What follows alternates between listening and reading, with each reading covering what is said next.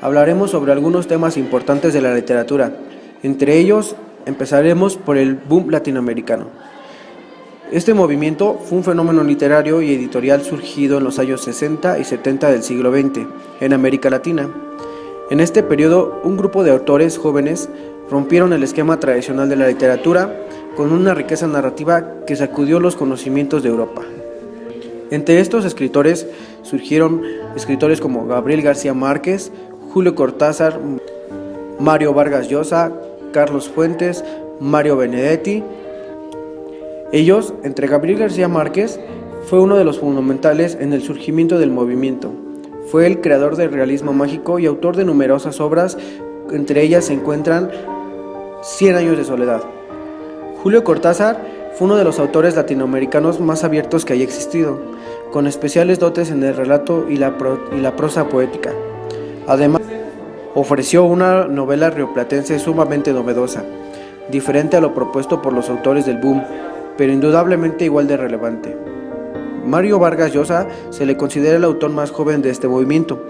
En sus obras puede notarse una clara descripción de la sociedad de Perú, en un intento de acercarse a la humanidad de las personas para comprender los diferentes sucesos históricos y culturales.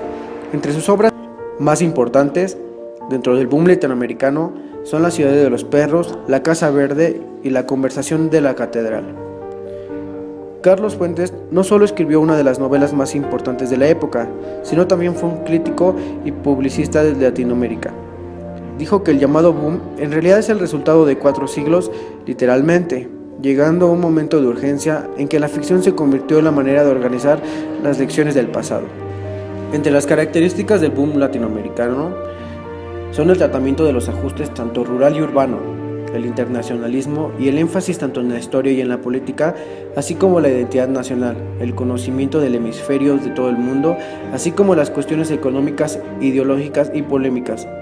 La literatura del boom latinoamericano rompe las barreras entre lo fantástico y lo mundano. La transformación de esta mezcla es una nueva realidad. Muchas novelas corresponden a la época del boom latinoamericano y no tienen un origen cronológico de los sucesos que ocurren en él. Tratan el tiempo de una manera no lineal y saben utilizar de una manera perspectiva a la voz narrativa y cuentan con un gran número de vocablos, la impresión de nuevas palabras o frases, juegos de palabras e incluso blasfemias. Lingüísticamente segura de sí misma, se utiliza la lengua vernácula, sin ninguna excusa. Entre otras cosas, encontraremos los antecedentes de este movimiento. Los antecedentes históricos del boom latinoamericano están estrechamente vinculados a la tensión política vivida durante los años 1960 y 1970. Y por último, el impacto cultural que el boom latinoamericano tuvo como movimiento literario generó el impacto inmediato del mundo con una cultura de la época, estimando el interés mundial por la literatura latinoamericana. El mercado editorial influyó mucho en la importancia del impacto generado por este movimiento en el resto del mundo, ya que la traducción y la buena conversación publicitaria desempeñaron un papel muy importante en el éxito y sus obras. La trascendencia de este impacto generando el boom es más percibido por la estructura literal actual, así como en los muchos que consideran el nacimiento del realismo mágico. El boom influyó y dio origen a otros movimientos posteriores, cuya preponderancia aún percibe en las corrientes literarias actuales de América Latina. Entre las corrientes literarias surgidas a través del boom se puede descartar el post-boom. Conversación de la catedral. Carlos Fuentes no solo escribió una de las novelas más importantes de la época, sino también fue un crítico y publicista de Latinoamérica. Dijo que el llamado boom en realidad es el resultado de 4 siglos, literalmente, llegando a un momento de urgencia en que la ficción se convirtió en la manera de organizar las lecciones del pasado. Entre las características del boom latinoamericano son el tratamiento de los ajustes tanto rural y urbano, el internacionalismo y el énfasis tanto en la historia y en la política, así como la identidad nacional, el conocimiento del hemisferio de todo el mundo, así como las cuestiones económicas, ideológicas y polémicas. La literatura del boom latinoamericano rompe las barreras entre lo fantástico y lo mundano. La transformación de esta mezcla es una nueva realidad. Muchas novelas corresponden a la época del boom latinoamericano y no tienen un origen cronológico de los sucesos que ocurren en él. Tratan el tiempo de una manera no lineal y saben utilizar de una manera perspectiva a la voz narrativa y cuentan con un gran número de vocablos, la impresión de nuevas palabras o frases, juegos de palabras e incluso blasfemias. Lingüísticamente segura de sí misma, se utiliza la lengua vernácula, sin ninguna excusa. Entre otras cosas, encontraremos los antecedentes de este movimiento. Los antecedentes históricos del boom latinoamericano están estrechamente vinculados a la tensión política vivida durante los años 1960 y 1970. Y por último, el impacto cultural que el boom latinoamericano tuvo como movimiento literario generó el impacto inmediato del mundo con una cultura de la época, estimando el interés mundial por la literatura latinoamericana. El mercado editorial influenció mucho en la importancia del impacto generado por este movimiento en el resto del mundo, ya que la traducción y la buena conversación publicitaria desempeñaron un papel muy importante en el éxito y sus obras. La trascendencia de este impacto generando el boom es más percibido por la estructura literal actual, así como en los muchos que consideran el nacimiento del realismo mágico. El boom influyó y dio origen a otros movimientos posteriores, cuya preponderancia aún percibe en las corrientes literarias actuales de América Latina. Entre las corrientes literarias surgidas a través del boom se puede descartar el post-boom.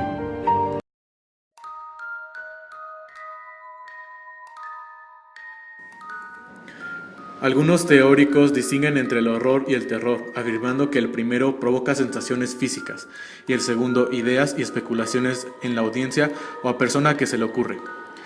El autor Noel Carroll, en su libro The Philosophy of Horror, explica que existe la tentación de seguir el ejemplo de los defensores de la ciencia ficción y de marcar una distinción entre el género del horror y los demás géneros, argumentando que las novelas, cuentos, películas, obras de teatro, etc. de horror se caracterizan por la presencia de monstruos. Para nuestros propósitos, los monstruos pueden ser de cualquier origen, ya sea sobrenatural o de ciencia ficción. Noel Carroll distingue entre el horror y el terror, tomando en cuenta especialmente una característica: la presencia de un monstruo. El horror siempre incluye a una criatura que transgrede de cierta manera las reglas o convenciones del mundo diegético en que es situado. Mientras que el terror no necesita un monstruo, puede ser el humano el responsable de los hechos que nos aterroriza. En el libro, Stephen King explica que las obras del género del terror pueden funcionar en 3 niveles. Los primeros 2 niveles son el horror, causa sensación física, y el terror, que tiene más que ver con una idea y especulación, sin tener algo seguro al cual temer. En principio, King denomina estos 2 niveles como Gross Out y Dance Level. Su tercer nivel es la repulsión. Este es el nivel más bajo del género del horror, donde encontramos demasiada sangre y trozos de cuerpos humanos. King nos proporciona una definición precisa, sino que ejemplifica con películas y novelas de acuerdo con él se desarrollan en el tercer nivel del género del horror. Uno de sus ejemplos es Foul Play, The Crypt of Terror, historia donde Harvey Stein, un pitcher, es castigado brutalmente por la comunidad por haber envenenado a otro jugador. Al final de la historia, resulta evidente que se desarrolla en el tercer nivel del género del horror, ya que el último partido se juega con el cadáver del pitcher. Antecedentes. Desde que existe el ser humano existe el miedo, uno de los sentimientos más fuertes y por lo tanto el horror y el terror. De acuerdo con Terence Philip Lovecraft, el miedo es una de las emociones más antiguas y poderosas de la humanidad, y el miedo más antiguo y poderoso es el temor a lo desconocido. En el primer capítulo de su libro, The Supernatural Horror in Literature, el horror sobrenatural de la literatura, Lovecraft explica que lo desconocido era para nuestros antepasados una gran amenaza, ya que fenómenos como los climáticos, los cuales no entendían, les suponían ocasiones de grandes desgracias. Por esta razón, lo desconocido se volvió, en palabras de Lovecraft, una fuerte y terrible, omnipotente desgracia y de bendiciones que azotaban a la humanidad por motivos tan inscrutables como absolutamente extraterrenales. Los mitos y leyendas que tratan temas de horror son antecedentes del género del horror. Los principales autores de este género son Edgar Allan Poe, Stephen King, Bram Stoker, Mary Shelley, Anna Redfield, Arthur Mack, Serdan Le Fan, Robert Louis Stevenson, William Hope y Herman Phillips Lovecraft.